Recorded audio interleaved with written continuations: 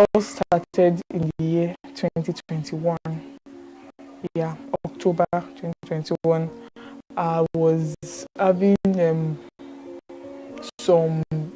I was just feeling funny. I was having recurrent malaria and typhoid for the whole of 2021, and it graduated to me seeing blood in my stool. I was seeing blood in my stool. From there, I was seeing blood and coming to my stool, weakness, tiredness, loss of appetite, loss of weight. It was so much that we had to go to 𝗪𝐶H, University College Hospital here in Ibadan, for some tests. When the symptoms started, you know me, as Gen Z now, I already Googled all the symptoms, right? So I knew that it was colon cancer. I already knew. But you know, we just wanted to wait for the doctor's report. So the day of the test came, I went for the test. So there was a blockage. They passed through my anus. There was a blockage. It could not go to my stomach. There was a blockage in my rectum, anus area. So they said they saw a mass there. So they had to take a pinch of that mass and take it for biopsy and know what it actually is. So they did that. After 2 or 3 weeks, the result came out and they called it 𝗂𝗏𝗏 or something. I cannot really remember. So my surgeons were like, they are not contented with that result, that they would do another test by themselves, and the test will require me going into the theater, and they will have to cut larger parts of that mass that they saw in my rectum area and take it for biopsy. Right, the day came, I was booked for that short minor surgery. You can call it minor surgery. They cut larger parts of that mass in my anus and took it for biopsy. The results came out after 1 month, and when the results came out, it was said that I had stage 3 colorectal cancer, signet ring adenocarcinoma. When the doctor's report came out and she was diagnosed with cancer, I was not very shocked because I had already seen it. I didn't know that there's anything going through the stomach at that time. They were like, okay, I have colorectal cancer, and when they broke the news to us, it was, we are in my family, all of us, we are joyful. We used to laugh, we used to play, but that day was a very, very sad day for us. We cried, everybody, we were weeping bitterly. It was an emotional period for everybody. We didn't feel good. I didn't feel good personally. I was like, how is it possible I have cancer? We don't fall sick in my family. But then as this strong family that I have, we summoned courage to okay, let's go to the hospital, let's hear what the doctors have to say. The doctor told me that the easiest way to cure cancer is by doing surgery, by taking out that mass, that tumor. Is now a tumor because you already know that it's cancer. So it's now a tumor, no more mass. Mass is any growth in the body. But when the growth is already detected, that's when you can call it a tumor. So the doctor said you have to take out the tumor. That's the easiest way to cure cancer. I was like, hey, I'll go through surgery. Surgery? That was a lot to take into. It was a whole lot to take in. How will I go through surgery? Because we don't fall sick like that in my family. And we were like, we should go and look for 800,000. That one too was a lot. My both parents, that their both salaries not even up to 200,000. Where do you want to see 800,000? That was a lot too. We are not financially buoyant. My parents' salary combined, I don't think it's up to 200,000 naira. So how we got help during this period, it was just God, because everybody had to bring out from their pocket. We had to start. Not only we even spend millions. I had to start running around looking for money because the girl was deadline. The money was complete and I was booked for the surgery. Yeah, after the surgery, I just noticed that I was already back on the ward. I just noticed that I did not really spend much hours in the theater. I just noticed, I don't know. The next day, the doctors came for ward round. They broke the news to me that, oh, blah, blah, blah, blah, so sorry. When we got in, when we opened you up, what we met was not what we thought we would meet. We met a frozen pelvis, meaning the tumor was so big that it has attached itself to various organs in my rectum site. Remember I said I had a colorectal cancer, and the colorectal cancer is the cancer of the anus. So the cancer is in my anus side, like my rectum side. So it was so big that it has attached itself to so many organs around my rectum side, like my bladder, uterus, my ovaries. So it will be life-threatening to penetrate, to take it out. When she did the surgery and she came back and they said they were not able to remove it, like, 𝗧𝗵𝗿𝗄𝗃. 𝗧𝗵𝗿𝗄𝗃. For us, they said is there if she had a frozen pelvis, and if they try to force it out, it can take her life. So I'm like, She's very, very strong. I don't think I can go through it. I'm sorry. So they said the next treatment, if surgery did not work, is chemotherapy and radiotherapy. I started my chemotherapy journey April 2022. I had my first 6 courses, and chemotherapy has terrible side effects. Terrible side effects. Google, normal. We went to check what chemotherapy is the side effect. We saw a lot of crazy side effects, like that one too. Like I'm like, how would she survive this side effect? So I had my first 6 courses, and I used to take it every 2 weeks. 2 weeks interval. If I take 1 course this week, next 2 weeks I'll take another one. And a course costs 250,000. And I took 6 courses. So after the 6th course, I went for an MRI test. And an MRI test is a test that detects whatever is going on in the body. And the aim of this MRI test now is to know if the drug is working, if the tumor has shrunk, like doctors want it to shrink. And when the result of the test came out, the result of the test said that the tumor didn't shrink. In fact, it did not reduce in size. It did not reduce at all. It was the same thing how the doctors met it. That news broke us. 250,000 every 2 weeks. Gone. And 250,000 is just for the drug. I didn't have feeding, bed fee. There are sometimes I will need emergency drugs I will buy. I didn't have because I cannot like sum it up. Just the drug, 250,000. So 6 doses, 250,000 times 6. Gone like that. It broke everybody, I will not lie. Because going around begging from people I was even supposed to talk to for money, it was a whole lot. Sometimes we have money in the bank and we will not eat in the house because we know that money is for 𝗵𝗵𝗃𝗃 treatment. We eat once a day without meat, nothing, just eat. But then they were like, it happens like that. It happens like that. That if the 6 did not work, we'll go for another 6. Making 12. So right, I went for another 6. Then I did MRI test and it was the same thing. It did not work. But Christians, our faith shook. That time we lost it because how do I put it? Because it was already going, like it was already getting too long. After the 12 courses that did not work, the MRI result said it didn't work. The doctor said, okay, in chemotherapy we have different lines. We have first line, we have second line, we have third line, we have fourth line. If the first line is 12 courses, so if the first 12 courses did not work, we'll graduate to second line. And when I say graduate, I mean to a more higher drug, more expensive drug. So the side effects to triple.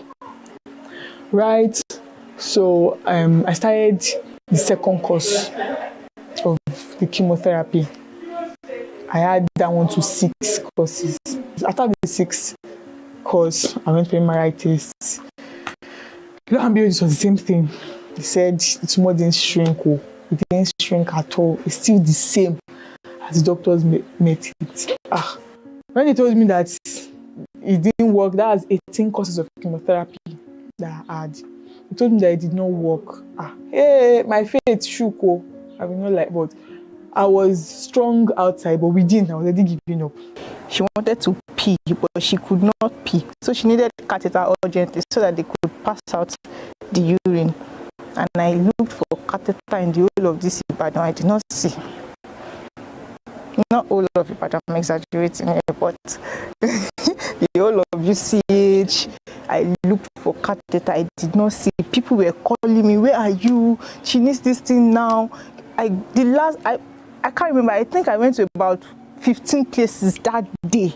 I did not see the catheter I'm looking for. When I got to the last place, and they told me that they didn't have the size that she wanted.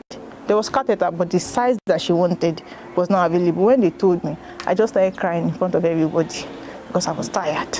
I was very tired. Suicide was ringing in my ear. I will not lie. In fact, I had already priced it. We said 2.5. I said, it's not even expensive. I'll just remove it from money. We have rolling fan in the room. Just do it. I used to watch movie. I was sleeping beside my mommy that night. My sister was not around. I just texted her. I said, oh, I want to buy you. I want to come. She said, she started calling people to call me, to encourage me. But I cried. I called my friends. I started calling all my friends. I started crying. They were like, they would call her. I started calling her because I cannot call my mom. If I called my mom would just, I don't know how she would handle it. I didn't call my mom, I didn't call my dad. Some of the experiences we had, we cannot tell my mom because we don't know how she will not handle it in a very good way. Sometimes my mom don't want to cry because it would discourage her. So when my sister said that to me, I'm like, she used to feel this way. So like, I felt devastated. I felt bad. We were stagnant. My sisters could not go to school. They could not go on with their daily life. My parents too. Everybody stagnant. Like everybody focus was on me. We couldn't go anywhere. I remember my boyfriend then broke up with me because I didn't have time for him. Yes, I didn't have time. He said I was not available. And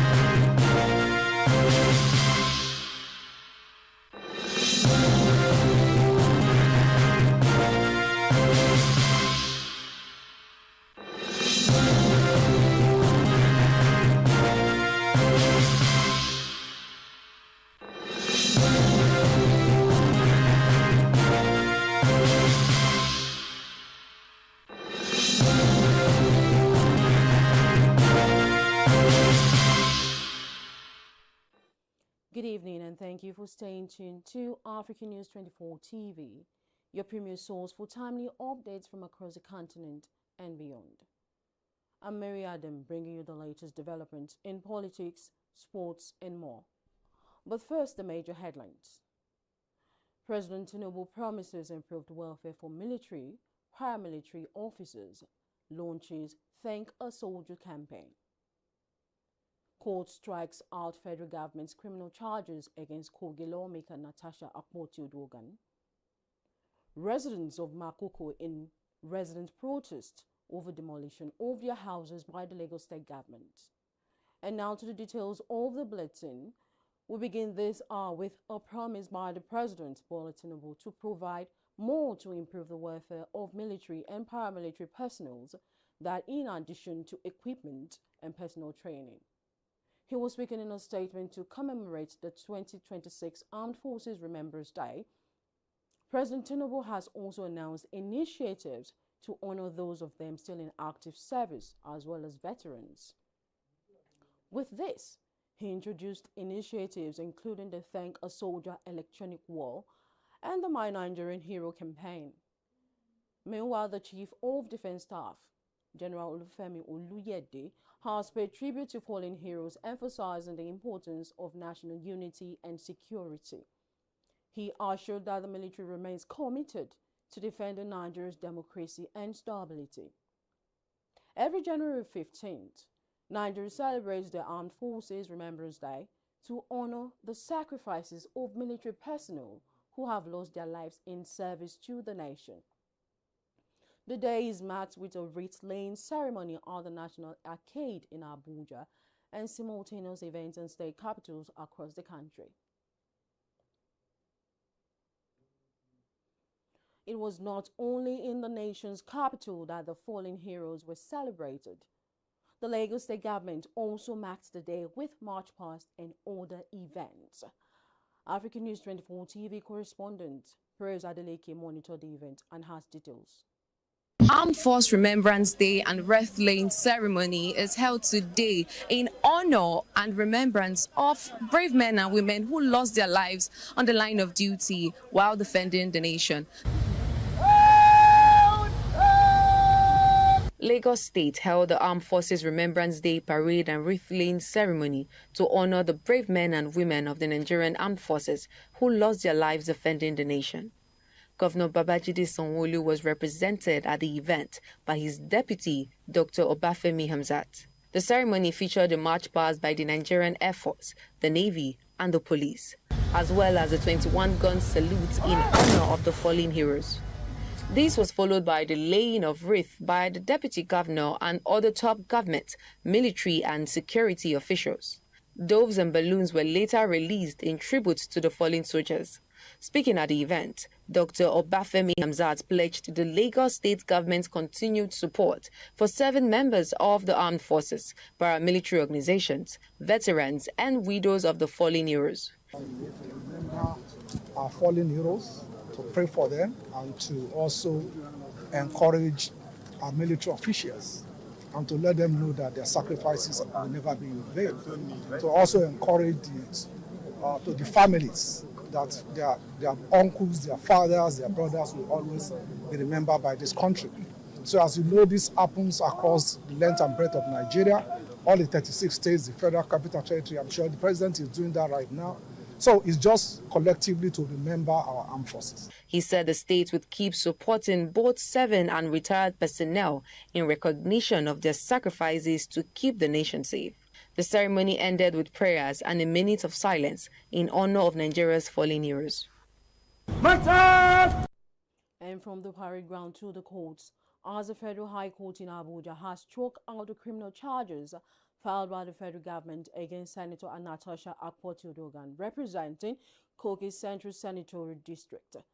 The court, led by Justice 𝗀𝗵𝗵𝗂𝗀𝗃, dismissed the case following a notice of discontinuance filed by the Office of the Attorney General of the Federation on December 12, 2025. The charges, which stemmed from comments allegedly made by Senator 𝗥𝗶𝘃𝗃𝗃 during a televised interview, sparked widespread debate on freedom of expression and political accountability.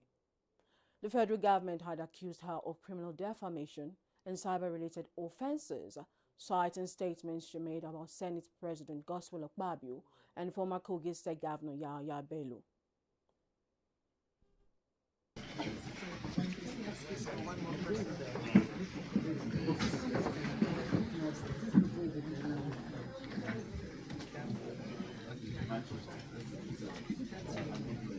And in Lagos, some residents of Makoko area of the state have been protesting the demolition of their houses by the state government.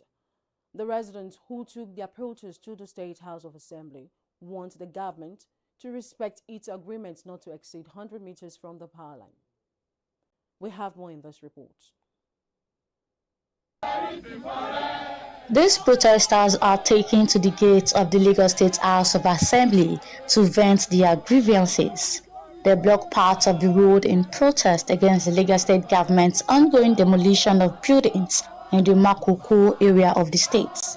The protesters, who were mainly residents of the affected community, said the demolition exercise has caused fear and uncertainty among families living in the area. The Lagos State government since January 5 has brutally entered into Makoko community, a waterfront location in Lagos, and violently displaced people, have violated international laws by displacing people in such horrific and horrible manner. You don't throw human beings just on the streets. And as we speak now, children can no longer go to school because their parents have been displaced and family have been separated. They appealed to the state government to limit the demolition to 100 meters.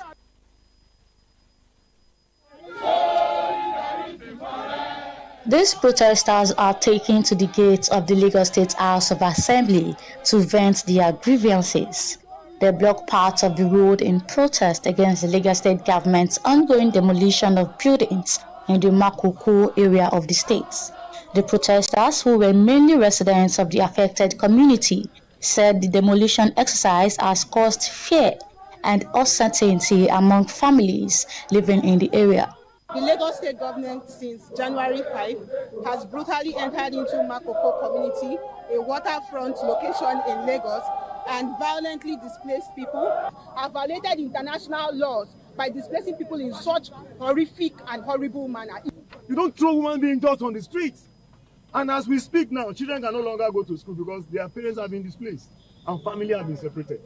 They appealed to the state government to limit the demolition to 100 meters, insisting that buildings beyond that boundary should be spared.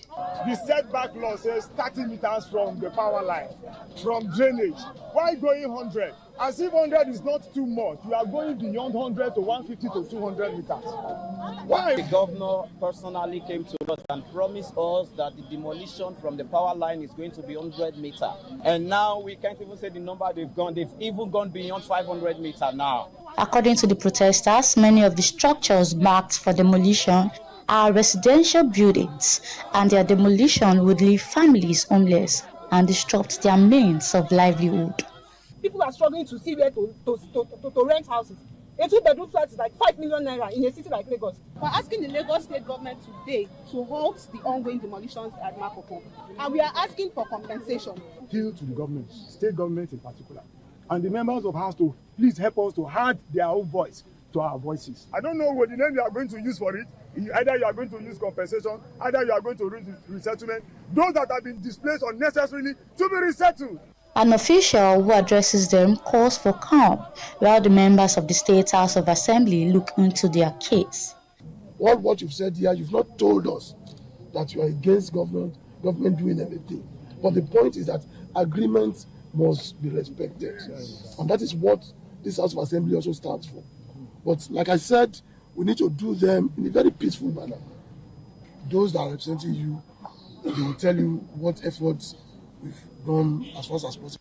The protest led to a temporary disruption of vehicular movement around the assembly complex as security operatives were deployed to maintain order and prevent a breakdown of law and order. Still in protest, some residents of Umuahia River State have been accusing the oil giant Total Energies of neglect, job exclusion, and environmental degradation. The community claims that despite hosting major total energies facilities for over 50 years, they've seen little benefits, with no employment opportunities for locals since 1999. The protesters, mostly women, carried placards demanding graduate employment, contract staff jobs, and environmental remediation. They alleged that pollution from flare pits and waste dumping has damaged their farmlands and affected their health, including early menopause and eye problems. The Umuaye family is seeking a renewed memorandum of understanding with Total Energies, citing an expired land rent agreement and a lack of benefit from the Petroleum Industry Act. They demand jobs, contracts, and environmental compensation, threatening to escalate their campaign if demands aren't met. From Rivers to Kano, where the state government has suspended 3 medical personnel for alleged professional negligence leading to the death of a patient, 𝗬𝗂𝗍𝗪, after a surgical error at the 𝗷𝗵𝘃𝗲𝗃 Urology Center. The suspension follows a preliminary investigation that confirmed surgical scissors were left inside Umar's body during a September 2025 operation, causing severe complications and eventual death. The Kano State Hospital's Management Board announced the suspension, stating it will not condone negligence and will take decisive actions to safeguard patients' life and dignity.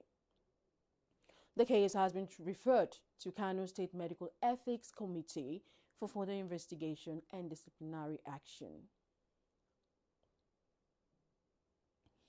Still in Kano, but this time in politics, as tension appears to be running high in the northwest state, as former Governor Rabiu Kwankwaso has accused the state governor Abba Yusuf's administration of coercing officials to defect from the New Nigeria's People Party to the All Progressives Congress. Kwankwaso, leader of the 𝗂𝗂𝘃𝗲𝗃 movement, claims officials, including local government chairmen and councillors, are being pressured to declare allegiance to either his movement or the Ganduje faction led by Abdullahi Ganduje. In a video address, Kwankwaso expressed dismay at the alleged cohesion, stating some officials are experiencing sleepless nights, depression, and even hospitalization due to the pressure. He advised those being pressured to sign documents to ease tension, emphasizing the 2027 elections are still ahead. And now to education.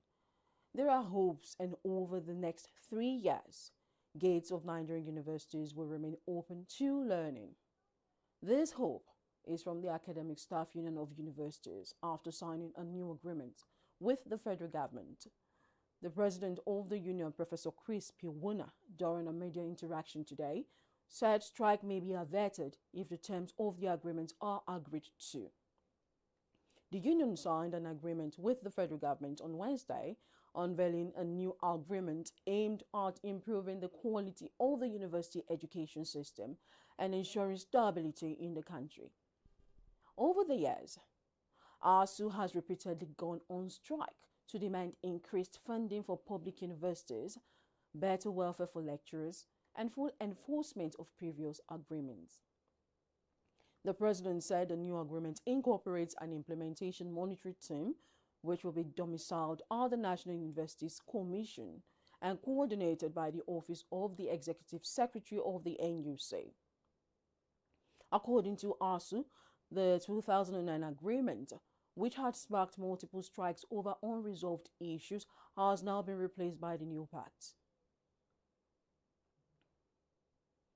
Let's go on a quick break. When we return, we'll tell you how much value-added tax banks and fintech companies are directed to deduct from electronic services. That's on business. Join us again.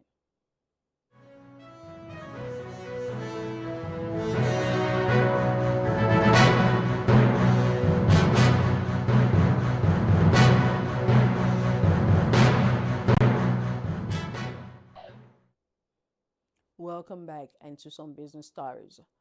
The chairman of Nigeria's Presidential Tax Reform Committee, Taiwo Oyedele, has denied reports that the federal government has paused the issuance of the implementation guidelines for the new tax laws, describing the claims as false. This followed reports online earlier today claiming Oyedele announced this while speaking at a function hosted by the Institute of Chartered Accountants of Nigeria. The report claimed that the speculations over fake gazetted tax laws in circulation was the reason for the suspension of the issuance of the guidelines for the implementation of the new tax laws. However, in a post shared on his X handle today, Oyedele said the reports misrepresented his comments, stressing that there was no official suspension of guidelines issuance by the government. He clarified that while implementation guidelines have not yet been released, this is due to procedural delays linked to uncertainty over the final official gazetted versions of the tax laws, not a policy decision to halt the process. He explained that revenue agencies were advised to wait pending confirmation of the definitive versions of the laws, which are reportedly undergoing review to resolve discrepancies. Oyedele maintained that the key provisions of the laws remain in force, despite the delay in issuing detailed guidelines. This is the official version. Lawmakers said it's not what they passed. So they said they would do their own gazettes. They set up their committee, they did their own review, they did their own gazettes. They sent me a copy, soft copy. But that's not what the Authentication Act says. So I sent my staff, go to government printer and go and buy. They went there as of last week, they said it's not ready, that they should wait. So I also told everybody, the NRS, GRB, you to wait, because we can't issue guidelines when we are not 100% certain that this is the final official position. I called my staff this morning, I said, go back there, be following up every day, go there, don't call them, go and sit down there. And I got feedback as I was here that says that, I don't even know whether I should say this or not because I don't know what the press will report. But in the interest of accountability and transparency, so my staff told me that they said everything that they printed, the National Assembly collected from them and said they shouldn't sell to anyone, that they want to complete their review. Still on tax, the federal government has directed banks and fintech companies to collect a 7.5% value-added tax on banking fees for electronic services effective January 19, 2026. This includes charges on mobile banking transfers, USSD transactions, and card issuance fees.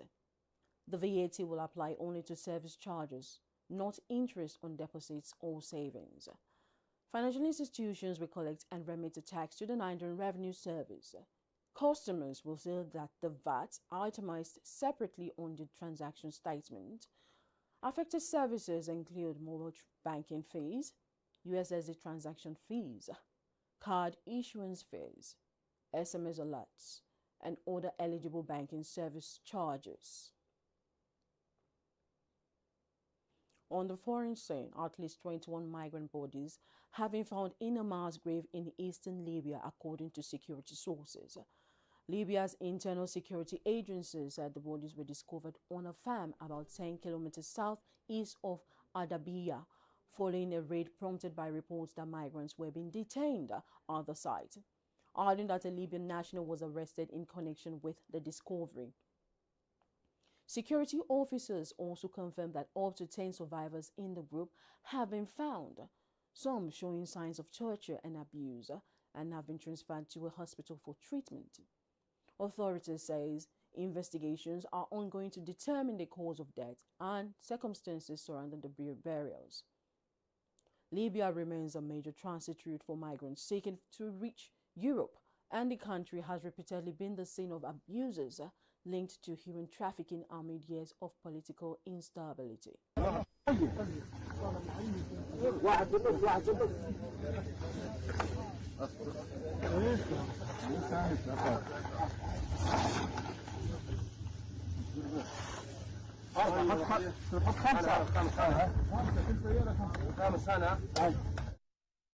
Iran's Supreme Leader Ayatollah Ali Khamenei has issued a stern warning to the United States, urging it to stop deceitful actions and reliance on treacherous hirelings amid escalating tensions and protests in the country. Khamenei posted a warning on his Russian language X account, highlighting Iran's alignment with Moscow. The warning comes as Iran faces widespread protests and rising verbal threats from the Trump administration, with U.S. President Donald Trump threatening military action over Iran's crackdown on protesters. Khamenei's posts, written in Russian, stated that the U.S. is miscalculating its approach towards Iran and warned that Americans had suffered defeats before due to miscalculations and will face consequences again.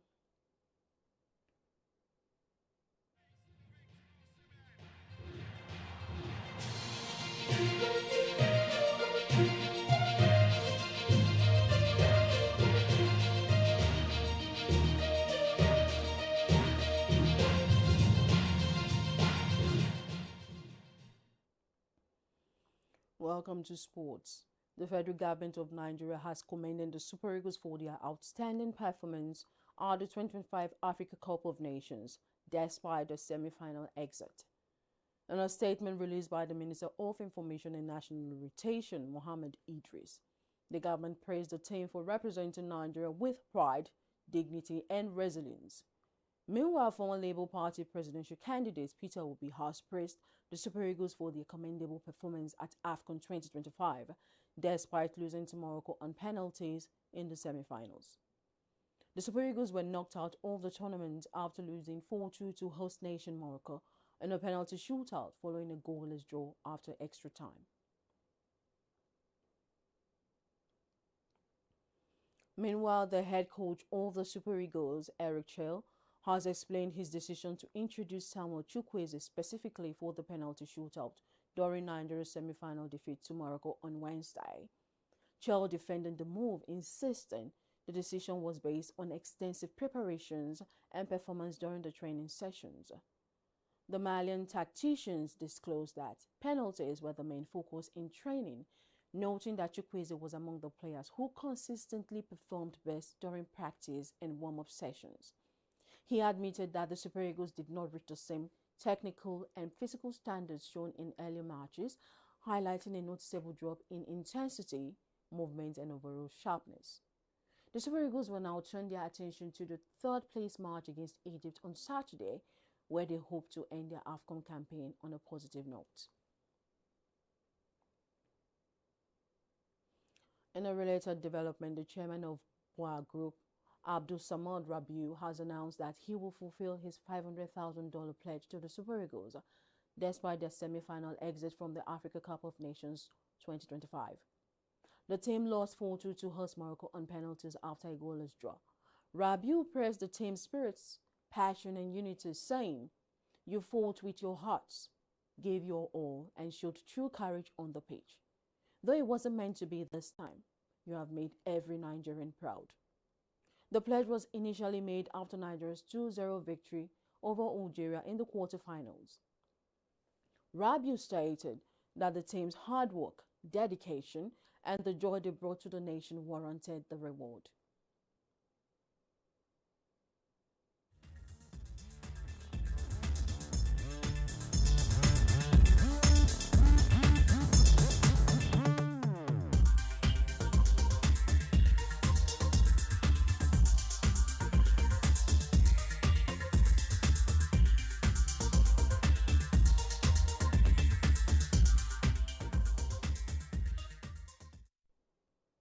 Welcome to entertainment. Afrobeat singer and activist 𝗀𝗂𝘀𝗀 has reacted strongly to online criticism from 𝗰𝗂𝘀 fans over the use of the nickname Big Bird, insisting that the moniker belongs to him and that 𝗰𝗂𝘀 should find an original identity. 𝗀𝗂𝘀 addressed the issue during an Instagram live session after a 𝗰𝗂𝘀 fan asked him to stop using the nickname, claiming 𝗰𝗂𝘀 is the biggest bird. Rejecting the demand, 𝗀𝗂𝘀 maintained that he has used the name long before the comparison surfaced. The singer also criticized members of 𝗰𝗂𝘀's team, including DJ Tunes, accusing them of indirectly encouraging comparisons between 𝗰𝗀𝘀 and his late father, Afrobeat legend Fela Anikulapo Kuti, by failing to shut down such narratives. During the live session, 𝗀𝗂𝘀 further revealed that he recently received $120,000, which he attributed solely to being Fela's son, stressing that his father's legacy continues to yield benefits decades after his death. Seun clarified that his outburst was not a direct attack on Wizkid, but a response to fans he believes are disrespecting history by constantly dragging Fela's name into fan wars. He firmly rejected the idea of Wizkid being labeled the new Fela, describing such comparisons as disrespectful and misleading. I just collect $120,000 based on my papa name. Just say I be Fela pikin. Not be my work where they do. Moko wani. Or to fumini 120K away from your father. My papa don't die 28 years ago now. Be 29 years will be this year. This is the 29th year my papa don't die. From the grave, or to fumini $120,000. Inheritance here, something just mature for you. Wow! You are buying the shebe for you. How many of your father feel senuna from the grave 29 years later? 120. Singer 𝗂𝗄𝗄𝗧 has opened up about the lingering trauma from a robbery attack he suffered in September 2025, revealing that the experience inspired his newly released song titled 28th of September. The Yoruba music star recounted that he was robbed at a gunpoint in his home, an incident he described as one of the most terrifying moments of his life. According to him, the attacker scattered away valuable items, including his phones and laptops, emptied his bank accounts, and even took control of his social media accounts. Channeling the painful experience into music, 𝗂𝗄𝗄𝗧 released 28th of September in January 2026 as an emotional reflection on the incident. The song captures his fear, survival, and eventual turn to faith, while also highlighting themes of gratitude, resilience, and healing. Speaking about the aftermath, 𝗂𝗄𝗄𝗧 disclosed that the trauma has continued to affect his daily life months after the incident. In a post shared on X, the singer revealed that he wakes up every night around 2:30 a.m., gripped by fear and unable to sleep peacefully. And that's where we draw the curtain at this hour. You can follow us for more updates on the stories and others on our website at africannews24.ng. Follow us on all our social media platforms to stay informed and ahead. I'm 𝗿𝗏𝗄𝗃. Please do have a good evening.